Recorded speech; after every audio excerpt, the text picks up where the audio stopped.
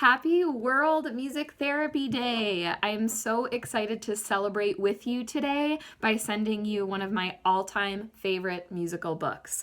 I love using books in sessions, and this one is probably by far my favorite, and I always use it at this time of year, so I've been really excited to bring it back into session. The book is The Bear Snores On, and this is by Karma Wilson and Jane Chapman. So when I use this book, the most simple way that I've used it, it's kind of like my basic baseline intervention, and sometimes I build off of that, is just singing the book. I use a very, very simple melody and playing one instrument on the repetitive line, the bear snores on, and the bear snores on. So I'm going to sing to you the really simple melody, and I almost do this in a chant. I never use accompaniment with this book. I do it very, very simple. So it goes like this. In a cave in the woods in his deep dark lair, through the long cold of winter sleeps a great brown bear. He's cuddled in a heap with his eyes shut tight. He sleeps through the day and he sleeps through the night. The cold winds howl and the night sounds growl, but the bear snores on.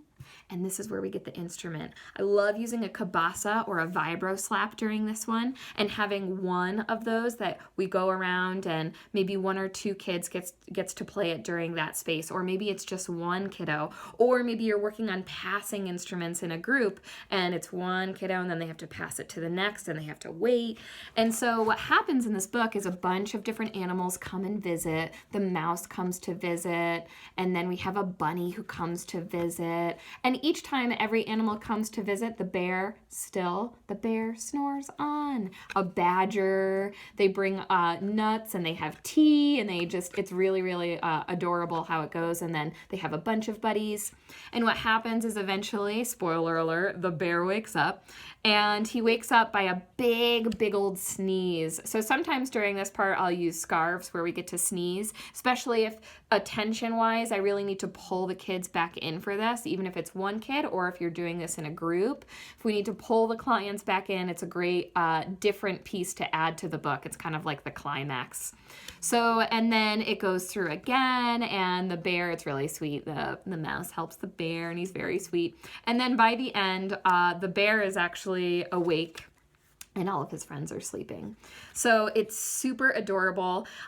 There's other ways to adapt this with musical instruments, in that you could have each animal represent a different instrument, or an instrument to represent each animal, and that's assigned to different kiddos. Or if you're working on sequencing, then you have a bucket of all the instruments that are mixed up, but for the mouse it's the kazoo, and for the bunny it's a slide whistle, but the kiddo has to remember the sequence of how those go if you're working on memory or attention, sequencing, things like that. So this can be adapted in so many different ways. Those are just a few ideas musically. However, I made a Pinterest board because there's so many ideas with this, and I don't want to pigeonhole into one thing. So on the Pinterest board, there's different visuals that you can cut out to go along with this book. There's different art ideas if you want to create.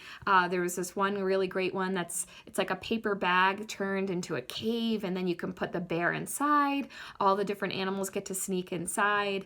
Lots of different creative ways to supplement this book. In itself is awesome, but then you can supplement it and build on the initial learning of the book with these other ideas. Another one that I really love that I haven't done yet, but I'm excited to try, is having clients, whether it's one client, if you're doing an individual session, or a group of clients, embody the different animals and do some sort of dance or movement. So as the bear is sleeping, everybody gets down and they pretend to be the bear.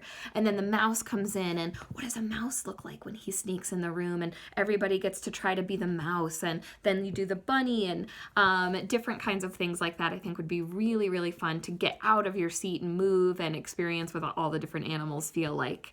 So there are so many different ways. There's even more on the Pinterest board, and that link will be posted below under this video. So check out that board, see if there's anything additional there. If you don't have this book, I highly recommend it. It's a book that I hope to have it and use it for my kids. This board book has seen better days. I love board books because they just last longer, and that you can wipe them, which is another thing I really like. So it's a great one of my all-time favorites. But I hope that you guys get to enjoy celebrating World Music Therapy Day, and thank you for being a part of this community.